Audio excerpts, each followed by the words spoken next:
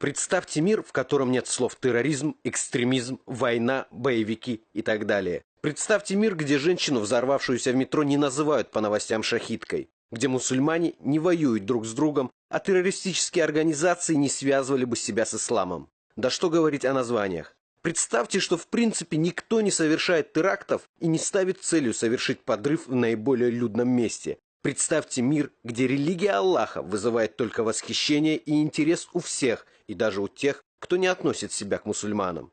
Если бы не было экстремизма, как бы развивался ислам?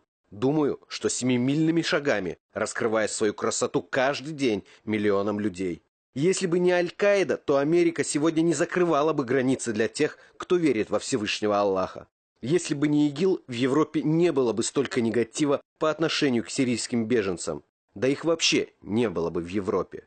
Зато были бы поездки туристов в страны с шариатом, и весь мир мог бы созерцать, как прекрасна такая форма закона. Мусульманские страны били бы рекорды по количеству браков, детей, по самому маленькому числу преступлений, больных СПИДом и ВИЧ. Весь мир видел бы это. Люди бы не считали мусульман воинственными или невежественными, а интересовались бы исламской культурой, жизнью пророка Мухаммада, саллаллаху алейхи вассалям, и его наследием.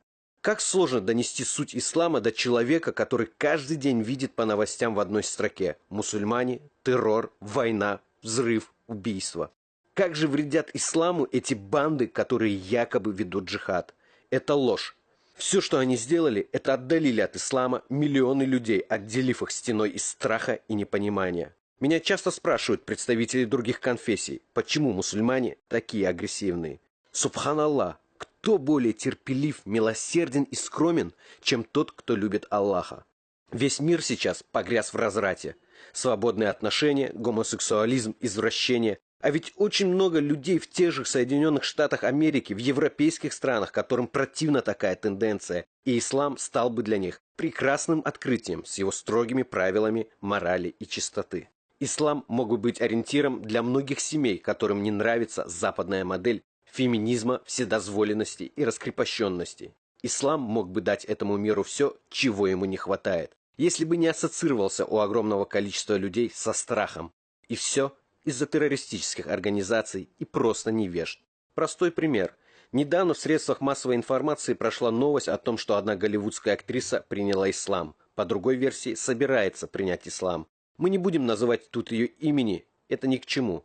Но как отреагировали очень многие мусульмане? Я был удивлен, ведь обычно, когда слышишь о том, что кто-то по милости Аллаха открыл для себя истину, произносишь «Альхамдулилля» и радуешься.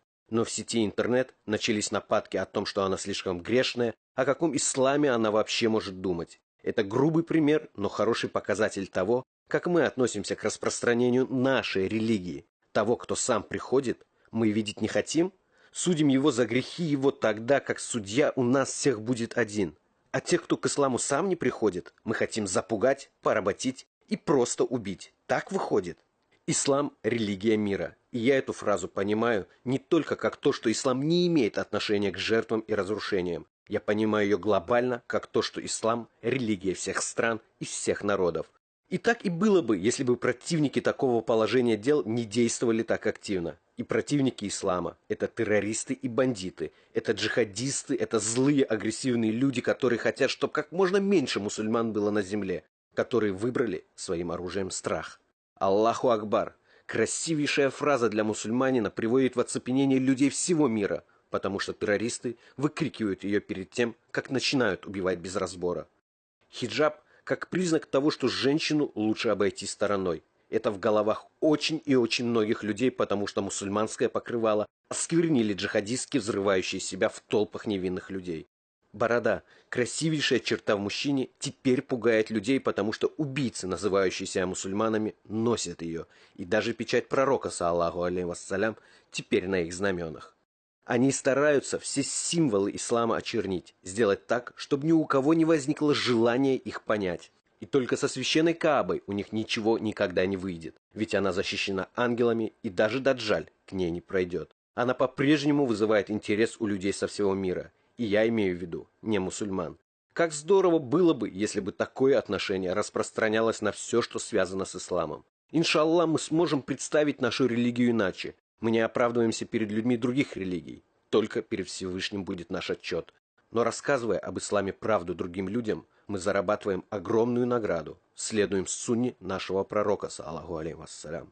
Террористы работают против нас, против распространения ислама, очень активно, тратя на это огромные деньги. Но у нас есть оружие сильнее – дуа. Делайте дуа, братья и сестры, чтобы ислам очистился от тех, кто делает смуту. Чтобы террористы перестали прикрываться нашей религией, чтобы умма Мухаммада, саллаллаху алейхи вассалям, росла. Показывайте своим примером, какая благость может идти от мусульманина. Всевышний справедлив, и по нашим делам нас будет судить и награждать. И награда его велика.